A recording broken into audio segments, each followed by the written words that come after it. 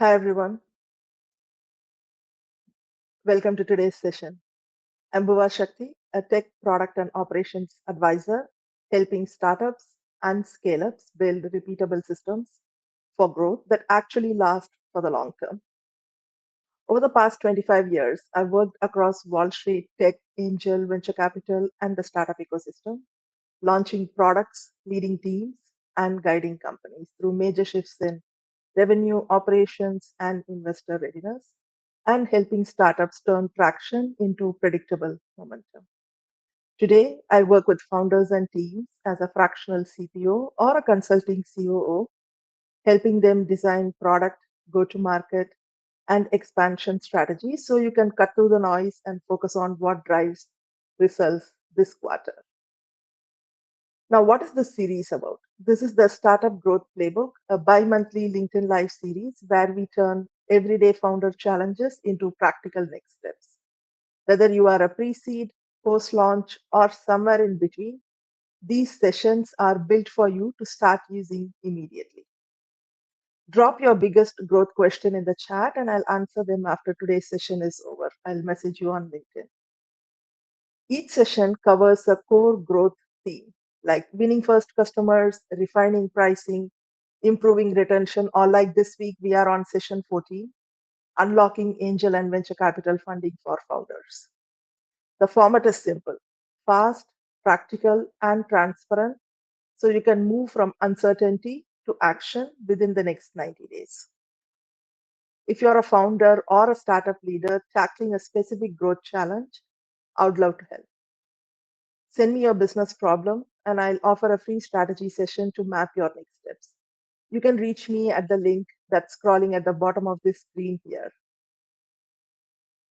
Let's now deep dive into the world of angel investors and venture capital. If you have ever wondered what it takes to attract private investors or how to present your business with confidence, you are in the right place. Private funding through angels or VCs is partnership capital that helps you scale without immediate repayment. For example, a small software startup was rejected for a bank loan because they lacked collateral. Instead, they pitched to a local angel group, raised $100,000 for a 10% equity stake, and used it to build their prototype. 6 months later, they qualified for a larger VC round. That's the kind of leap we are talking about. The bigger message, when you think like someone preparing for investment, you track metrics, tighten operations, and communicate value clearly. Those practices make your business fundable and sustainable, whether you raise money or not. As we move forward, keep asking, how does this apply to my business today? Here's our roadmap. First, we'll clarify the capital landscape so you can see where private funding fits. Then we'll break down what investors evaluate: traction, scalability, and risk. Next, we'll cover how to craft a compelling pitch, check your fundraising readiness, and finish with actionable next steps. Let's understand the angel investor mindset. Angels are individuals who invest their own money in early stage businesses. They are often former executives or entrepreneurs who want to pay it forward and, yes, make a return. They look for passionate founders, early traction, and a clear path to profit. For example, a local logistics startup raised 50K from a retired trucking executive who understood the problem firsthand. His money helped, but his network of fleet owners was even more valuable. That's the power of smart angel capital. When approaching angels, lead with your story, your numbers, and your purpose. They back people they believe in long before the spreadsheet makes perfect sense. To summarize, angels invest personal funds, focus on early traction, and strong teams often provide mentorship and connections. Drop your biggest growth question in the chat and I'll answer them after today's session is over. I'll message you on LinkedIn. Going into the VC mindset, it's pooled money managed by professional investors who aim for big scalable wins. VCs look for businesses that can grow tenfold or more in the first 5 to 7 years. Usually tech enabled, but not always. and definitely repeatable and defensible. Think of a regional e-commerce startup that started small in handmade goods. Once they built an app and doubled user growth quarter over quarter, a VC fund stepped in with $1 million seed round. The deal wasn't about today's revenue, it was about the growth curve. If you're pitching VCs, focus on scale, team capability, and market potential. They are betting on your ability to dominate a category, not just survive in it. To summarize, VCs invest pooled funds from LPs, limited partners. They focus on scalable, high growth ventures. They expect structured governance and exit. Now let's compare the two side by side. Angels typically invest 25K to 500K of their own money, while VCs invest institutional funds, usually 500K to 5 million or more. Here's an example. A fintech founder first raised 100K from two angels to build her MVP. A year later, she closed a 2 million VC round once she hit 20K active users. Angels took the early risk and the VC funded the scale. Understanding these differences helps you frame your outreach. An angel pitch is personal and story driven. A VC pitch is structured and data driven. Both expect clarity, but at very different levels of proof. Let's step back and look at the broader investor mindset. When you think about raising money, flip the perspective for a moment. Step into investors' shoes. Investors are constantly asking themselves four questions. Is there a real market demand? Can this scale? Does the team have the skill and character to pull it off? Lastly, what kind of return might I expect? If you can answer those questions clearly and confidently, you've already differentiated yourself from most founders. Take an example from a local eco cleaning startup that I advised. They were passionate but vague on numbers. Once they began tracking repeat customer rates and unit economics, investor interest grew immediately. The product didn't change, the clarity did. That's how investors think. Measurable traction and risk reduction. As you prepare for fundraising, imagine sitting across the table from yourself. Would you invest?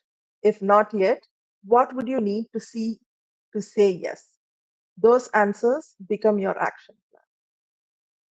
Now, there are a few myths that trip up founders. Myth number one: investors fund just ideas. Truth is, angels sometimes do, but only when the founder has exceptional credibility or prior results. Myth number two: only tech startups get VC money. Truth is, actually, VCs back fintech, health, logistics, consumer goods, even education if the model scales. Myth number three: you need high revenue before raising. Truth is, not always. Early traction or user growth can be just as convincing. Take a fashion e-commerce startup. They had zero profit but a loyal 5,000 customer base and strong repeat purchase data. That traction got them a 250K seed check. The myth would have told them to wait until profitability. They would have missed the window. Keep a healthy skepticism toward rules. Every investor has a slightly different thesis. Your job is to understand the logic behind each myth and decide if it applies to you. Feel free to send me your business problem and I'll offer a free strategy session to map your next steps. You can reach me at the link that's scrolling at the bottom of the screen here.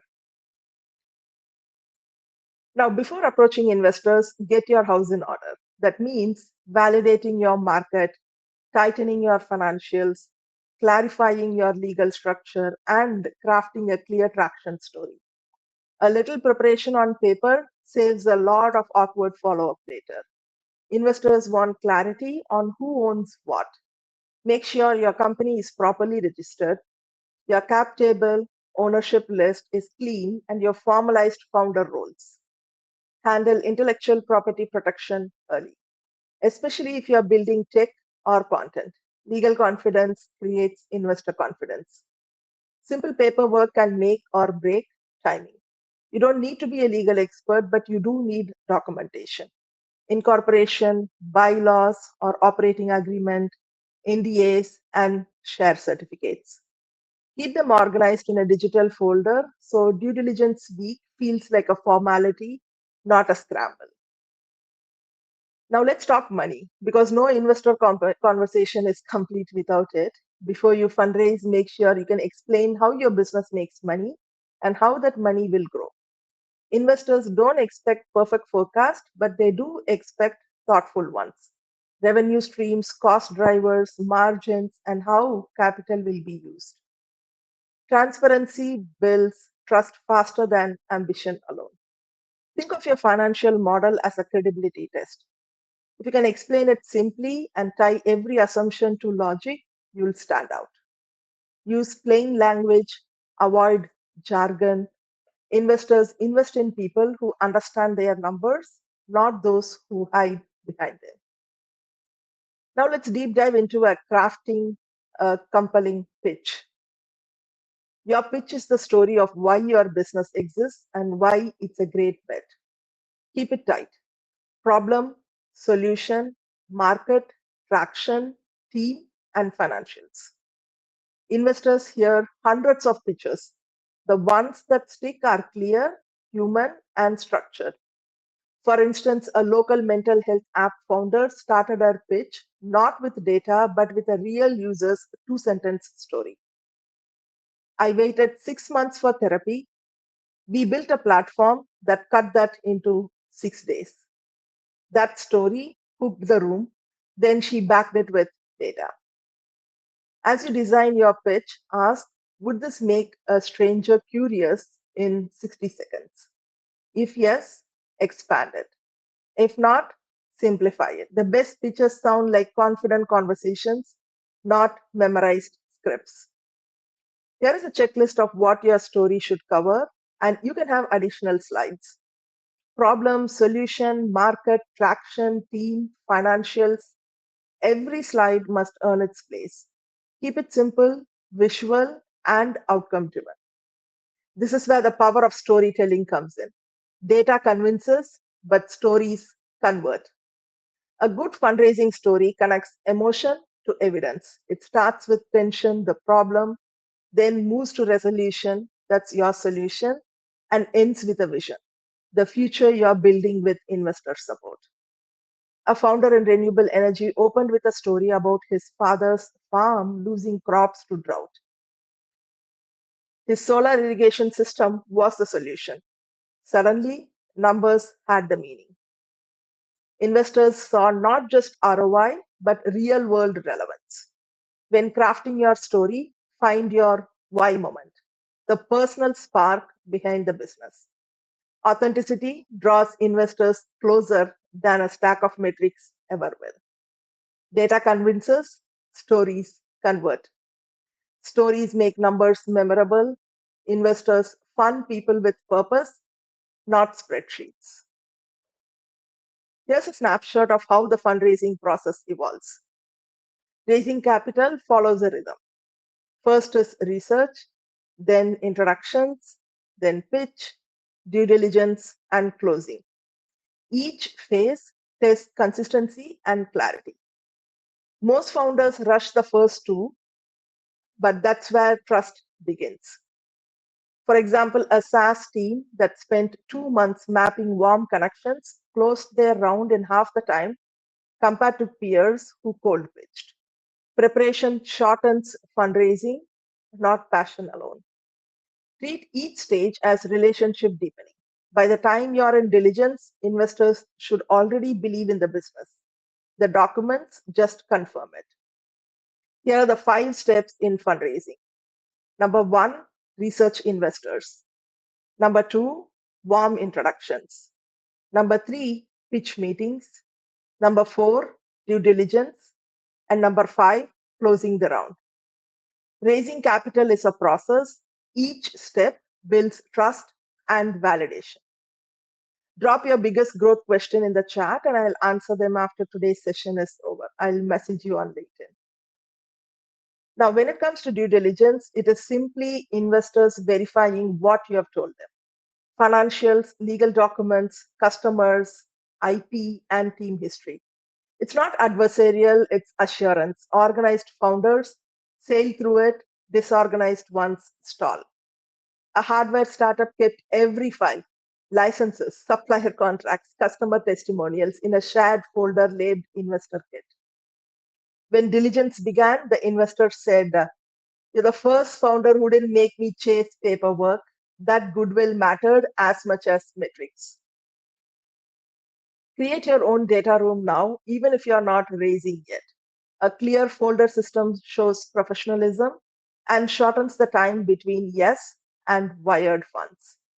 To summarize, investors review financial records, legal documents, customer metrics, IP, and team background. Transparency matters. A well organized data room leaves a strong impression. Raising money is only the halfway mark. What you do after closing the round determines whether investors stay confident. That means keeping them updated, tracking performance against milestones, and using funds exactly as promised. Investors remember founders who communicate clearly, especially when things don't go as per the plan. And specifics on pivoting are definitely required if you have to do so. As an example, a climate tech startup sent quarterly investor memos. It detailed out wins, challenges, next quarter focus. One update admitted a delay in product rollout, but showed the recovery plan. Instead of panics, investors offered help. Transparency preserved trust and opened the door for follow on capital later. After funding, shift from pitch mode to performance mode. Treat investor capital like partnership capital. Manage it with the same care you would your own. Professional follow through is what turns a one time investor into a long term ally. After raising capital, always ensure to maintain investor updates, use funds strategically, and strengthen governance. How you handle capital matters as much as raising it. Show stewardship. That wraps today's extended session of the Startup Growth Playbook. We've learned what investors evaluate, how to pitch with clarity, and how to build credibility through preparation and governance. This is your playbook to move from funding confusion to capital confidence. If you take one action this week, you can rewatch this recording and complete the investor readiness checklist. Use it as your mirror, see where you're strong and where you can tighten before approaching investors. Small tweaks today save big disappointments later. Remember to be proactive, build relationships early, get investor ready now. I go live every other week with Startup Growth Playbook with tactics for founders. If this helped, here's what to do next. Follow me on LinkedIn for bi-weekly sessions. Send me your business problem and I'll offer a free strategy session to map your next steps. You can reach me at the link that's scrolling at the bottom of the screen here, Buva's Impact Global/Buva. Don't forget to bookmark this post and ensure to revisit actions in the recording. Next session is in 2 weeks. I'll announce the topic on LinkedIn. Thanks again for joining.